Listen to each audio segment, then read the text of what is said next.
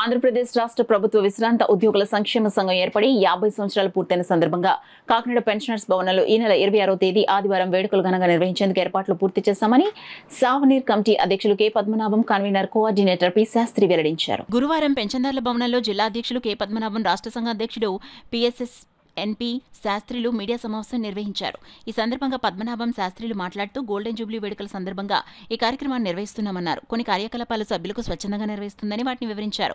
ప్రతి నెల క్రమం తప్పకుండా సభ్యులు సమావేశం నిర్వహించి చేసిన కార్యక్రమాలు చేయబోయి వాటిని తెలియజేస్తున్నామన్నారు. వచ్చే 2026 జనవరి, ఫిబ్రవరిలో సభ్యులకు లైఫ్ సర్టిఫికెట్లను జారీ చేస్తామన్నారు. అలాగే ప్రముఖులు, జాతీయ నేతలు జయంతులను ఘనంగా నిర్వహిస్తున్నామన్నారు. డిసెంబర్ 15 పింఛన్దారుల దినోత్సవం నిర్వహిస్తున్నామని చెప్పారు.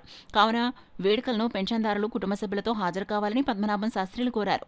ఈ సమావేశంలో జిల్లా సంఘం ప్రధాన కార్యదర్శి టి నుకరాజు, రాష్ట్ర సంఘం కార్యదర్శి షేక్ ఇబ్రహీం, అసోసియేషన్ల ప్రెసిడెంట్లు ఎన్ వెంకట్రావు, సిహెచ్వి సరోజిని, జిల్లా సంఘం కోశాధికారి పి శేషగిరి, రాష్ట్ర కార్యదర్శి షాజిదా తదితరులు పాల్గొన్నారు.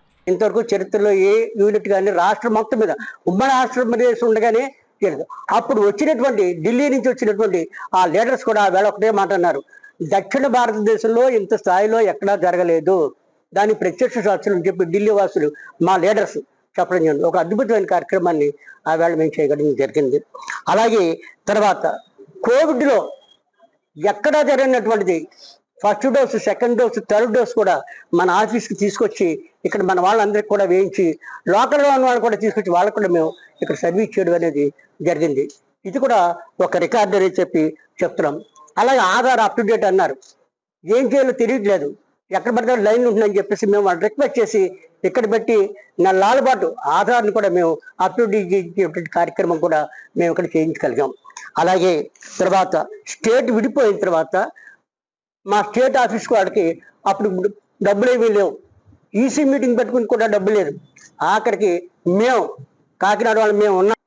ఇదంతా కూడా అంటే చాలా మందికి ప్రజెంట్ పనిచేసే ఉద్యోగస్తులకు కూడా ఒక సావనీర్ అంటే కూడా తెలియని పరిస్థితిలో ఉంది ఈ ప్రజెంట్ జనరేషన్కి.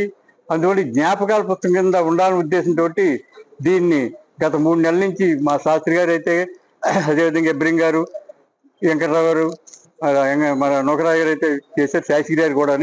మరి ఈరోజు 1975లో ఉన్నటువంటి పెంకుటిల్ని ఈ స్థాయికి తీసుకొచ్చామంటే మాకున్న కలెక్టర్ గారితో ఉన్న సంబంధాలతోటి మేము ఈ స్థాయికి ఎదిగాం. మరి ఈ కార్పొరేట్ ఎవరైనా వచ్చి కార్పొరేట్ ఆఫీసర్ ఉందని అడగడం జరుగుతుంది. మరి దానికి మాకు ఒక అజ్ఞాతవాసానికి ఏమనుకోండి రాజు గారు అనేసి ఒకసారి నిర్మల్ రాజు గారు, ఆయన ఈ టేబుల్స్ అయితే కానీ ఈ ఆఫీసు డెకలమా అంతా కూడా చేయడం జరిగింది. మరి వారికి ప్రత్యేకంగా ఈ సభాపూర్వకంగా కృతజ్ఞతలు తెలియపరుచుకుంటూ మేము కార్యక్రమం చేసుకుంటున్నాం. అట్లే ఇబ్రహీం మన జితేంద్ర గారు కొన్ని ప్రికాషన్స్ తీసుకోండి అని చెప్పిన దాని మీద మేము ప్రికాషన్స్ ఏం తీసుకున్నామంటే వచ్చే పబ్లిక్ అలాగనే రాజకీయ నాయకులు వచ్చే వెహికల్స్ అన్ని కూడా పార్కింగ్ ప్లేస్ ఏదని చెప్తే పార్కింగ్ ప్లేస్ ని మెకలాన్ హై స్కూల్ గ్రౌండ్స్ పెట్టాము సార్. అట్లాగే ఆ పరిస్థితి ప్రాంతాలు పెట్టాము. Already permission accorded. ఆ పార్కింగ్ ప్లేస్ మాత్రం మెకలాన్స్ గ్రౌండ్ అండి. అట్లాగే చిన్న విషయాలు చెప్పారు, జాగ్రత్త తీసుకోమని చెప్పారు. దానికి అనుగుణంగానే మేమందరం కలిసి ఈ కార్యక్రమం చేయడానికి అవుతున్నాం. కాబట్టి మీ ద్వారా మేము చెప్పేది ఏంటంటే ఇది పబ్లిక్ తెలియపరచండి, అందరూ తెలియపరిచి అందరూ కూడా 26 ఎట్టి పరిస్థితుల్లో కూడా ఈ కార్యక్రమాన్ని ఎక్కడ డిసైడ్ చేసి ఇక్కడ నిర్వహించుకోవడానికి మేము ప్లాన్ చేస్తున్నామండి. వాటర్ ప్రూఫ్ టెంట్లను పురమాయించుకున్నాం. కాబట్టి అందరికీ తెలియపరిచి ఈ కార్యక్రమాన్ని జయప్రదం చేయడానికి మీరు కూడా వచ్చి కార్యక్రమం జయప్రదం అని